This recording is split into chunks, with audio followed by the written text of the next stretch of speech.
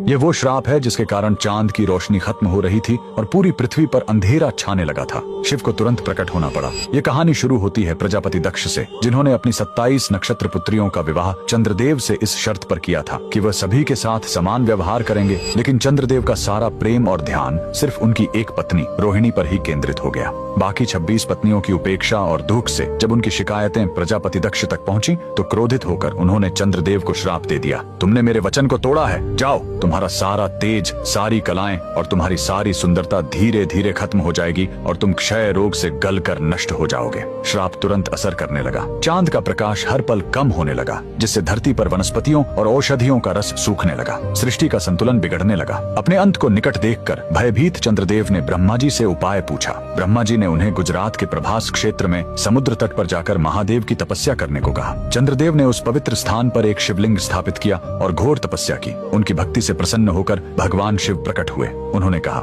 मैं दक्ष के श्राप को पूरी तरह खत्म तो नहीं कर सकता, लेकिन उसका प्रभाव कम कर सकता हूँ। शिव ने वरदान दिया, तुम कृष्ण पक्ष में 15 दिन क्षीण होगे, लेकिन शुक्ल पक्ष में 15 दिन फिर से पूर्ण हो जाओगे। उन्होंने चंद्र को अपने मस्तक पर धारण कर लिया और चंद्रशेखर कहलाए। और जिस ज्योतिर्लिंग की चंद्र ने पूजा की थी वो सोमनाथ, सोम यानी चंद्र के नाथ के नाम से प्रसिद्ध हुआ। और यही सोमनाथ मंदिर भारत का पहला ज्योतिर्लिंग आज भी गुजरात के वेरावल में उसी समुद्र तट पर शान से खड़ा है जहाँ चंद्रदेव ने श्राप से मुक्ति पाई थी। लेकिन रुकिए, इस मंदिर का एक और रहस्य है। यहाँ मौजूद बाण स्तंभ यह बताता है कि यहाँ से लेकर